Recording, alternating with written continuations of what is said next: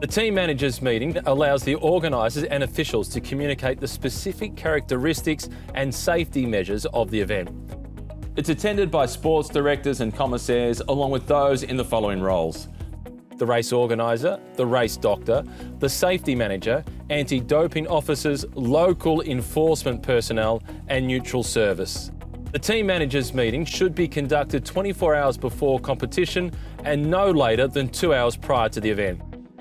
The following video describes the format used for the team managers meeting at the 2022 UCI Road World Championships. It's equally applicable to organisers of AusCycling local and regional road events. So, good afternoon, everybody. My name's Michael Rogers. The meeting is opened by the head of road at the UCI, Michael Rogers, who welcomes the attendees and introduces the president of the commissaires panel. Okay, good afternoon. I'll start with a roll call. Algeria, Argentina, not here. Australia. If a team doesn't attend or is late, they are last in the team car draw, and their team car will be at the back of the line for the race. Any nation I didn't call? Okay, Michael? The UCI then refers the attendees to consult the technical guide for details of all race logistics. So just some general information just before I get into today's agenda. So please refer to your technical guide where you have your competition officials, their contact details and phone numbers. So if there are any issues. The meeting agenda is then outlined. So today's agenda, we'll just go through some general information. We'll get into the sporting aspect with my colleagues Steve and also Scott. We'll hand over again to Peter, the president of the commissaires panel. We'll delve into bike checks and equipment, also medical, anti-doping. Also introduce you to the UCI integrity manager, and I'll hand the floor to Scott to talk about respect and etiquette. And then we'll move to questions and answers. General information. I know a lot of you are here for the time trial meeting. I'll just run through this slide just again very quickly. Moving to vehicles, so please, safety really is a priority. We have driver requirements, of course. You must have a UCI license with insurance. National federations are responsible for the condition of the vehicles, okay? Vehicles are equipped with roof racks for a maximum of 9 bikes. The UCI then introduces the sporting manager of the local event organising committee, who talks about logistics ahead of the upcoming road race.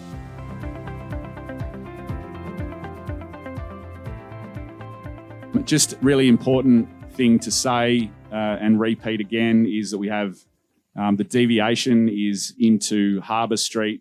It's a right-hand turn at 450 metres to go. For the 3 road races that start here in Wollongong, the sign-on is on the main stage, and then access to the start for the follow team cars, the team cars that are allocated as part of the race convoy, is via the reverse part of the deviation.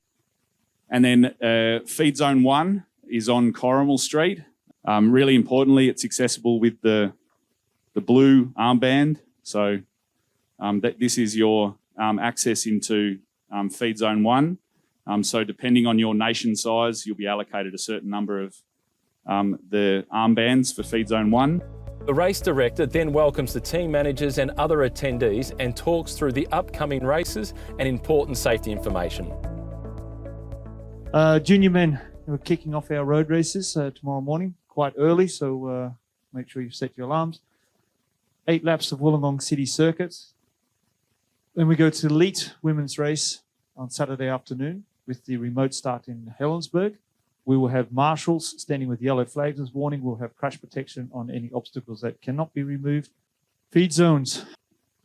Normally in all monument classics and major tours, we only have 2 people feeding in the feed zones. This is a luxury event where you're having up to 7. So please, guys, if you don't need to have them there, don't be there, because you become a risk to the riders.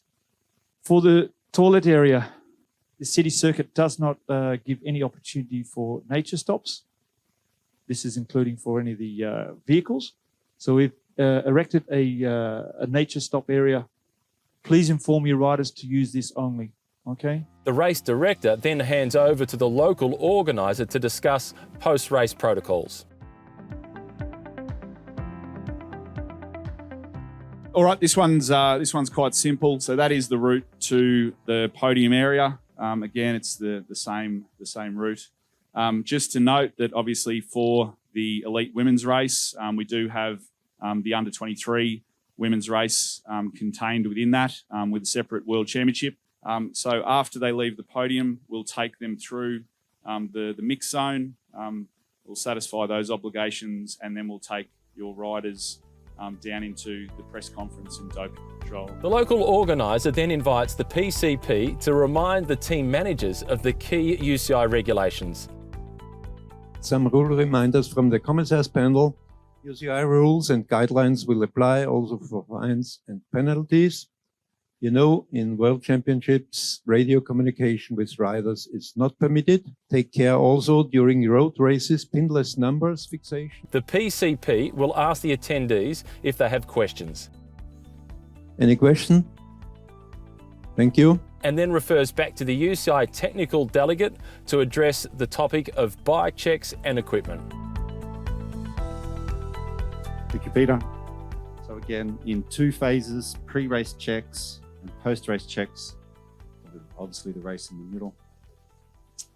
Does that process looks like? So pre-race, random magnetic tablet checks. Post-race checks, so for those podium finishes, plus 4 random controls, X-ray checks.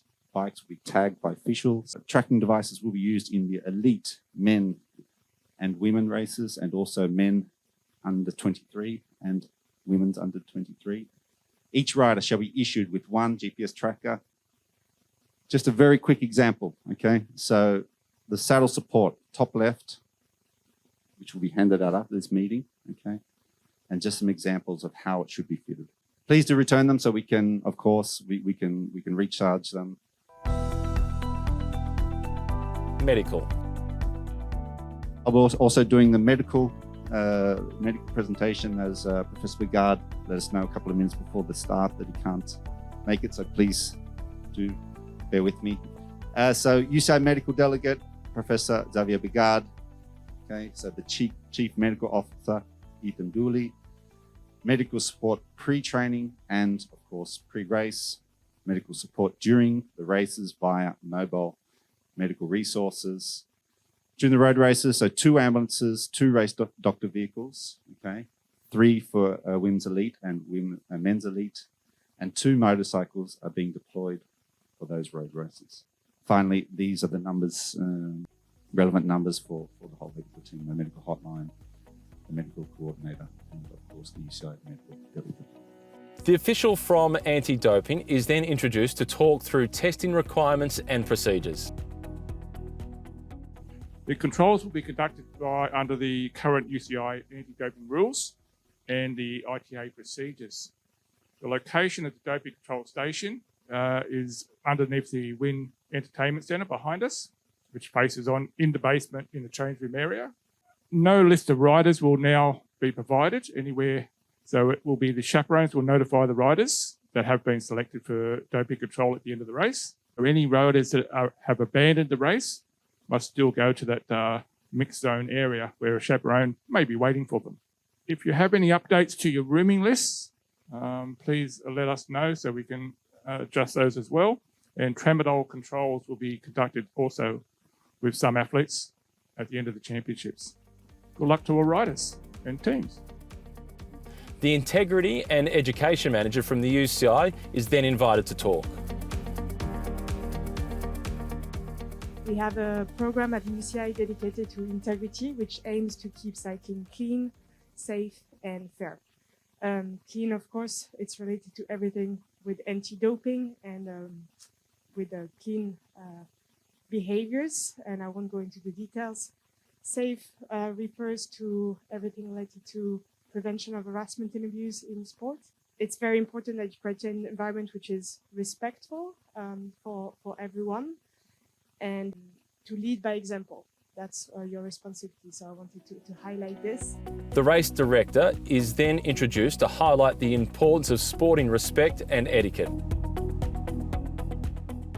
Please, particularly for our juniors and our under 23 riders as they're coming through, this is very, very important. Riders need to be able to stay on their bikes to be able to win bike races.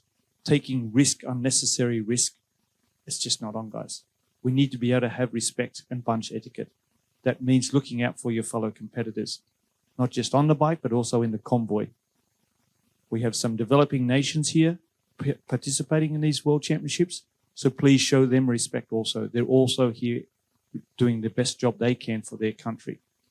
So it doesn't matter if you're a leading nation or a developing nation in the cycling world, please show some etiquette and respect to them also. Help them learn, help educate them to also be on the journey. Okay? But please, as managers, when you go back to have the briefings, because we don't get this opportunity to have the meetings with the riders personally, please do reiterate this to them. Okay? Fair play, respect, and etiquette. If you can just repeat those words to them, and to have a safe race and a great race, then we're all going to come out winners. I wish you all the best. Thank you very much. Okay, so that wraps up, I think, the majority of the presentation. Just move to, of course, Q&A, so please do put your hand up. The team managers are then invited to ask any questions. When we can get the team car order within which country share the car? So we'll send out a communique later on this afternoon with team order. We just required, now that rider confirmation has been done, we just need a little bit of time to work out the order of cars. And again, we'll send that communique in a few hours. The order of the team cars in the race convoy is also decided at the team managers meeting. This will be decided under the regulations of the UCI or AusCycling, depending on the level of the event. This will conclude the meeting. Thank you, everybody. Good luck. Good luck to all your riders. Stay safe. Thank you.